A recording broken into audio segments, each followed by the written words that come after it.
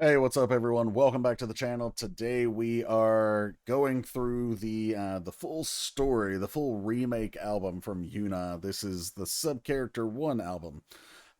This is chapter 3 or track 3, called Karma, or the Korean title is Younha.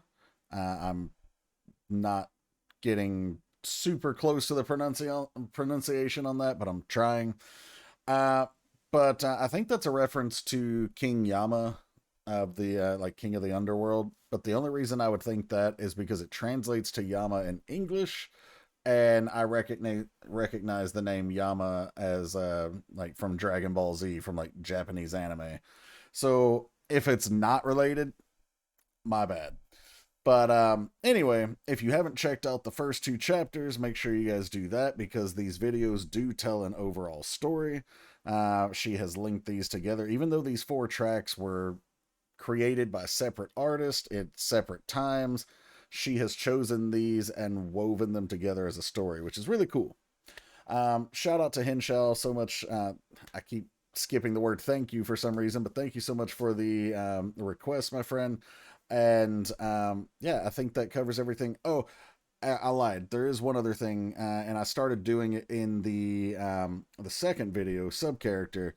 I have the phone where I will try to just use it to literally interpret what the Hangul subtitles are saying, because those didn't get translated. So if I'm missing anything, like a key nuance, because again, this will be pretty literal, you can let me know in the comments, assuming you have a better understanding of Korean, which if you have like any understanding, it would be better than mine. But yeah, now I think that's everything. So let's go check this out. All right, so we've already got some subtitles at the beginning. Let's see what this says. Don't be surprised. 놀라지 마. 우린 서브 프린트라는 해적. The next part says, we are a pirate crew called Subprint. Okay, so a pirate crew implies that they're stealing some stuff. That checks out already if you've been following the story. 해적단이야. 해적단. The girl who I assume is, she's either supposed to be Younha in the story or just the character of the story. Her response is pirates? 학교 잉크는 Yes, school ink is public property. 공공재, 우리 취향은 사유재산. 우린 We shake off the school toner. 학교 토너를 털어서 삭막한 삶. I'm going to take over the bleak locker. So we know that they were like making lots and lots of copies of stuff, and they were cutting it out and like putting it in the empty lockers. Although I assumed it was their lockers, but apparently not. 사람을 점령하는 거야. 너도 엄청난 걸 찾고 있던. And then what is she saying here? I heard you were looking for something amazing too. 네? All right. Interesting. And by the way, of course, they're showing like, and we saw this in the sub character video where she's like standing on the floor of all these print copies, and the other girls here, these pirates, are stealing the school ink and toner and making all these copies and cutting them out. There's the stuff that they're doing in the lockers. 바라봤을 뿐인 얼굴 떠오르지 않나요? 꺼림직한 건 나인데 신경 쓰이잖아요. 힘이 헤쳐가는 게 사라져 없어져 버린다는 게 망설임은 항상 내 편 물어볼 수조차 없죠. 대체 어디로들 가는 건지 몰라. 인생 마지막에 숨을 든 채로 몸을 던져버리잖아. Gorgeous.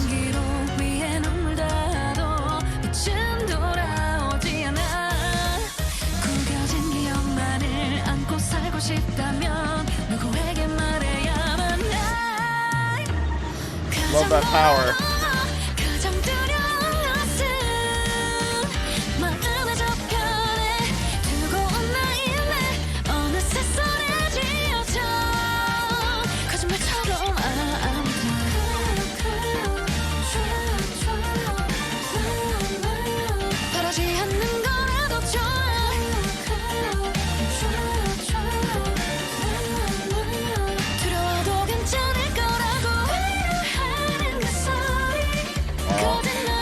waiting for the verse 2. 타임라인 저 늦기 아래 써버리겠지. 진짜 안 I love how she delivers that last note. She's gonna do it again at the end too. I was trying to also find a lyric page that matched the subtitles more exactly, but I've pulled up like 3 different ones, and they all have like a little bit different. So yeah. All right. So I'm gonna use this one, and if some of it's wrong, just realize that there's some nuances that are different between the translation and what we just saw. So verse 1, a face I only watched from far away. Don't you see it rising too? I'm the one who feels uneasy. Still, it lingers in your view. As it slowly fades to gray, like it's vanishing, just slipping away. Now, how close is that? Before I keep using this site, let's see how close that was.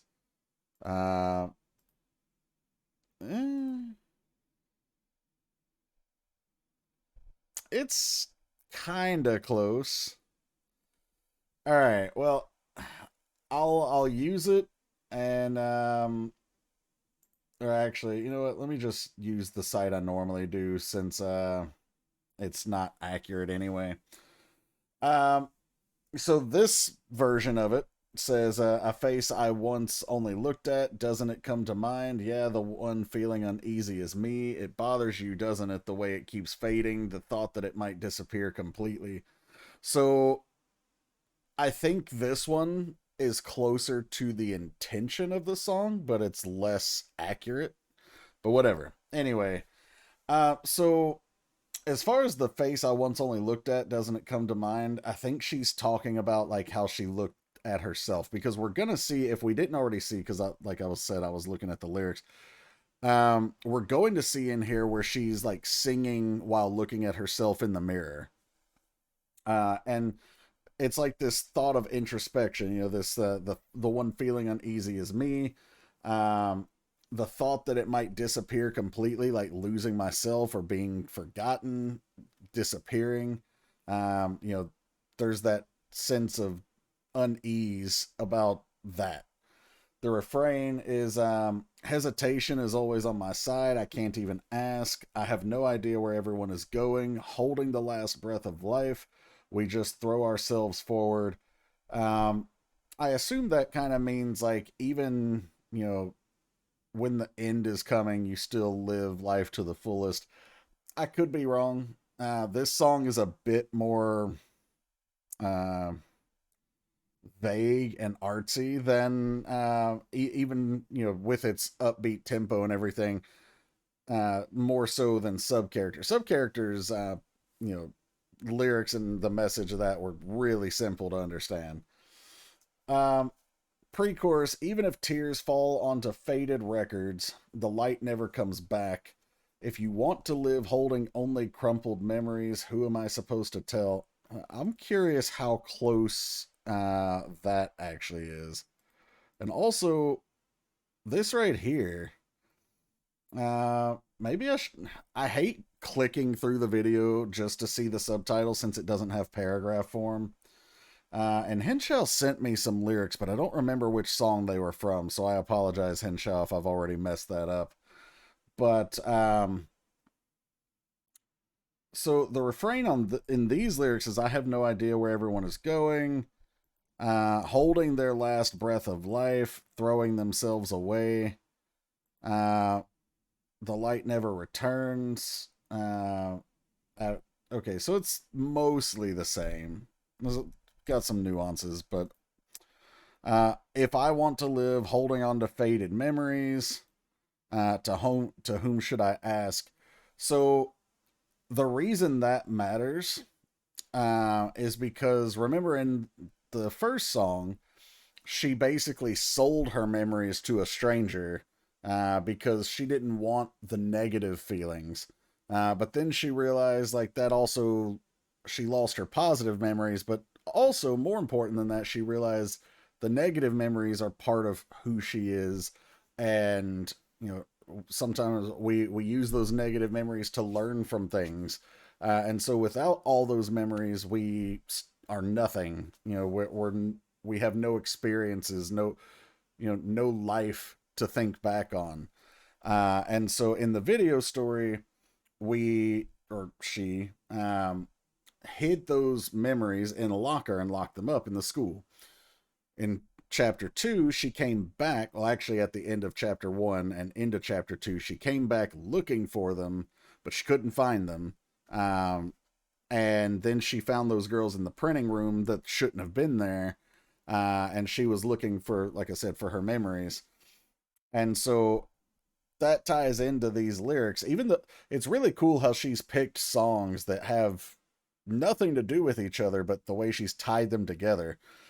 Because now she's saying, like, who should I ask if I, like, even if I have to settle for like faded versions of those memories, the faded records, or here we've got crumpled memories or whatever. How did she phrase it here? Yeah, faded memories. Who should I ask? Who would I get them back from? And what would it be like to live with that? So the chorus, the thing I want and the most and fear the most is the me I left behind on the other side of my heart. So remember, song 1, Seasonal Crime, was all about that aspect of getting rid of the memories or selling them off or whatever. And this is like, how do I get it back? I left that part of me behind. I hid from it, whatever. And now it's like, I'm afraid of that, but I want that back because, that's who I am. So let's see, what I would desire most, what I fear most. I left a part of myself, but in no time it's back in my hands. So here it says, yet suddenly it's in my hands. So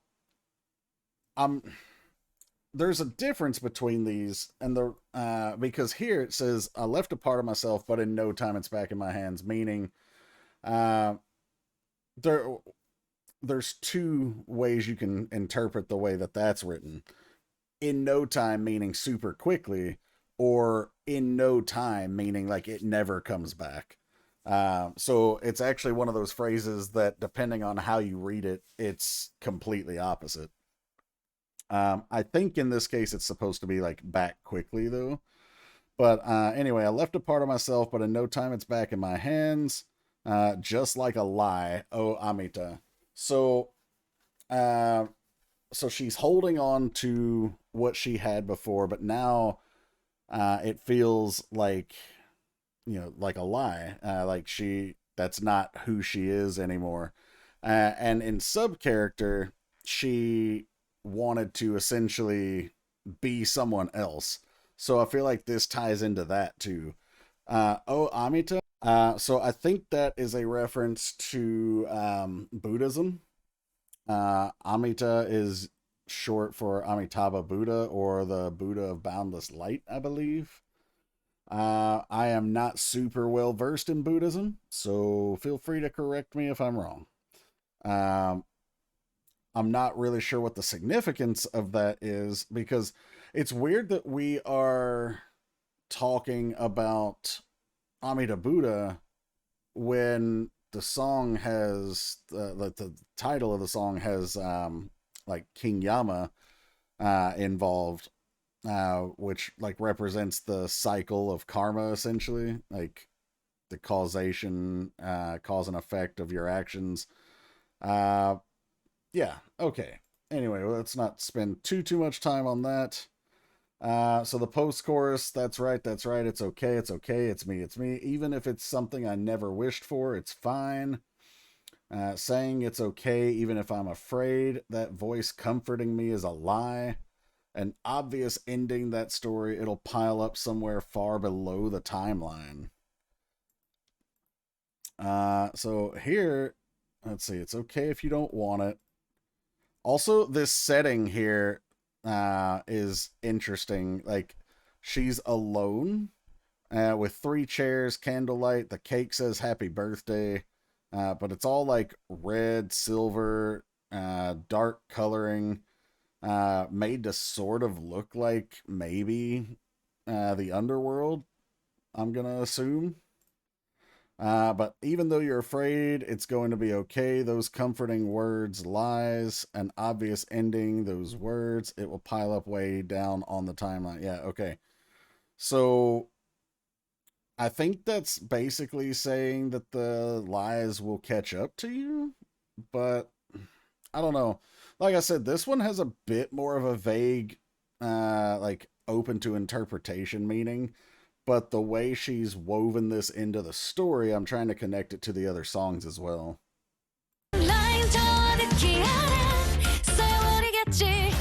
진짜 아무것도 We have more dialogue. Hold up. There really is nothing. It's 창피하다. empty. What does she say here? Embarrassed. I think this is her locker. 괜찮아. Are you okay? 꽉 붙이 If it's full, there's no room to stick. I think they said it's okay, not are you okay, but I could be wrong. So there's basically saying like if your locker had a lot of stuff in it, there wouldn't be any room for us to put the other stuff in. And in some ways, I think this is a metaphor. I think that's intentional, obviously. If she were full of the memories that she had intended to have here, it wouldn't be a blank space for them to fill it with lies of who she is or what is going on or whatever. I don't think I'm right on the money here, but I think I'm in the ballpark in terms of like how I'm interpreting this. 데가 없잖아. 그래. All right, so next, yes, just fill it up. 먼지만 쌓여 있어. What's this part say? There's just dust piled up. Okay, here's the part where she's looking in the mirror, and then the line, the way you first looked at me. I think this is also going back to that, like, a face I only once looked at, or something like that, how it was in the first verse.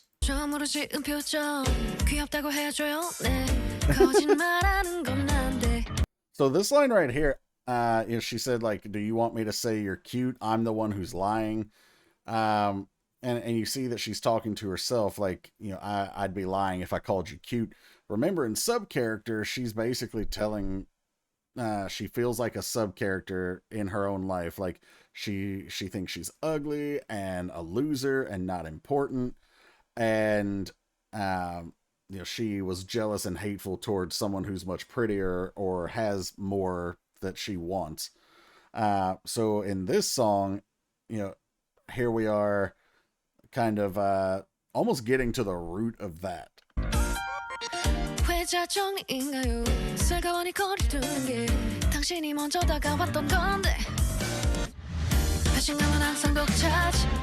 So this part of the feeling of betrayal and the color of our relationship is black is like, it's dead. Normally I don't pause this many times mid-verse, but it's also because these lyrics are completely different. There's not even a mention of the color of the relationship. So, okay, let me just let verse 2 finish and we'll click through here.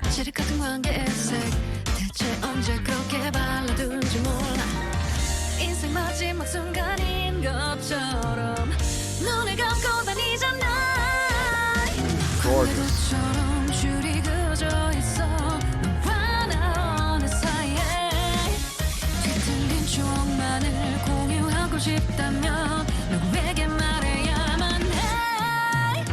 Beautiful.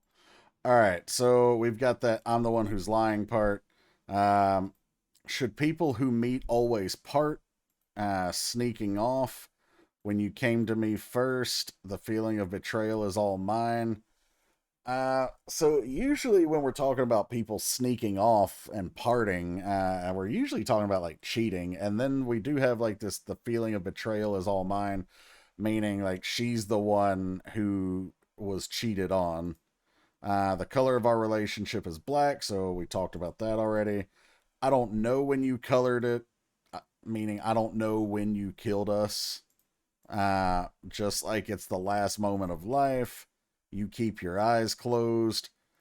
Keeping your eyes closed and like holding the like how she's doing this in the choreo is almost like essentially saying like you wore a mask, you hid the truth. You could also interpret this as her talking to herself about how she was blinded to it or kept her eyes shut so she wouldn't see it. And so she feels even more betrayed now that she does. There's a line drawn like a relationship diagram. If you don't know what that is, it's literally a picture of like who's related to who. We usually illustrate that in family trees. Somewhere in between us, if I want to share twisted memories, who should I tell? Not really sure what we're getting at there. I love this image though of how like these were like real candles. They're just burning down. It's almost like burning the wicks of her life essentially. And then we're going to get this same pre-chorus here, or I guess this is the chorus. Yeah, it is.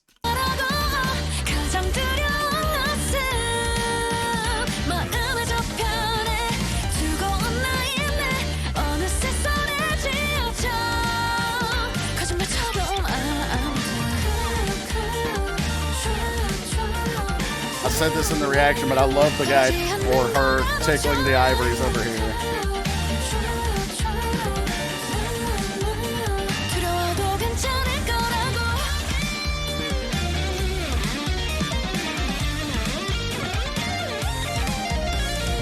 Got our guy shredding here. So they're decorating all these lockers with the stolen stuff. Okay, oops. So right there, that line, even if you try hard to act, what's the use if you're wearing a mask, is like almost exactly what I was talking about when she was talking about the eyes closed and hiding it.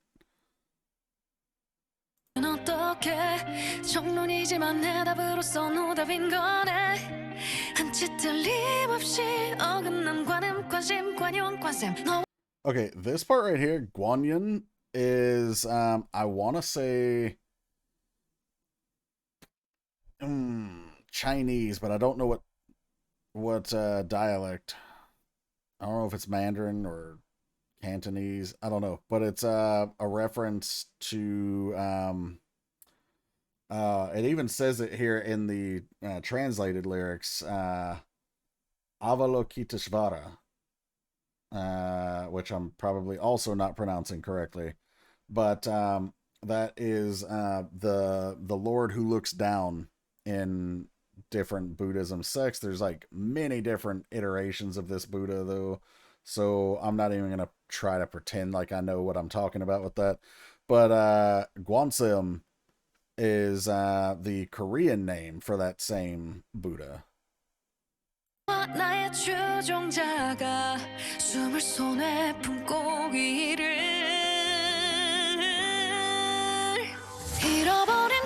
Okay, so that last part though it was talking about like the different values here. So I'll read it off of here so I don't click back, but we had it's the correct argument yet the wrong answer. So completely misaligned. Then we had the two different names for the Buddha here, but attention, tolerance, the followers of you and me, holding breath in our hands, taking refuge. Is that, how did that compare here? Are devoted to join. See, it's so different. But I'm not quite sure what we're getting at with that one, because it doesn't seem like we're talking about the relationship that the singer is talking about in that phrase anymore. Maybe she's talking about the version of her she is versus the version of her that she either wants to be or was. I'm not quite sure. So if anyone wants to explain this part to me in the comments, feel free.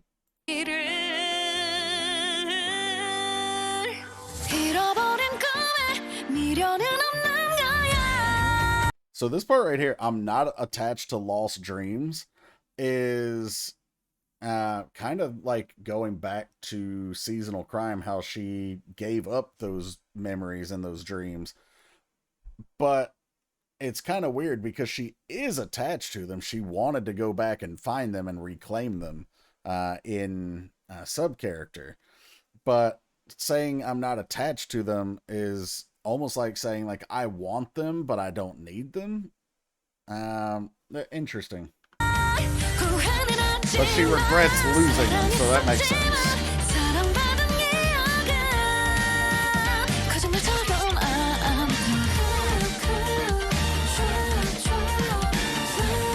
Gorgeous vocals.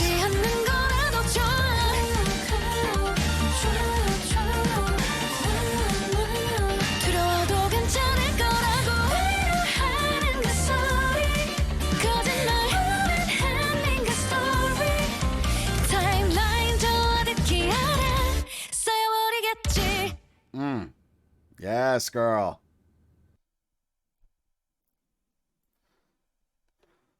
All right, so that was, of course, our third chapter here. That was Karma. This one I felt less in control of in terms of my interpretation. There was a little bit more nuance that wasn't communicated on the lyric pages that was in the subtitles, and even when I did get it, I wasn't really feeling confident with some of it. So if some of you want to fill in some of the gaps that I've probably left here, or if you have anything to correct, feel free to drop that in the comments. But I'm loving the story here and the development of how she's tied these three songs together. I will be curious to see how we end this in the fourth and final chapter. But shout out to Hinshaw once again. Thanks again for the request. If you want to get a request on like Hinshaw did, there are two ways to do that. You can either subscribe to Patreon at the Gray Tier or higher. Shout out to our friends who have done that. Gray Tier and above get access to all the content that's there, whether it be free or paid. They also get their monthly requests. But if you're not interested in Patreon for whatever reason, then you can check the description below. There's a link to PayPal and instructions on how to use it. So feel free to take a look at that. And if you enjoyed this video, feel free to like, share, subscribe, hit the bell to enable your notifications. And yeah, thanks again. I'll see you guys for chapter 4 in just a little while. Take care, everyone.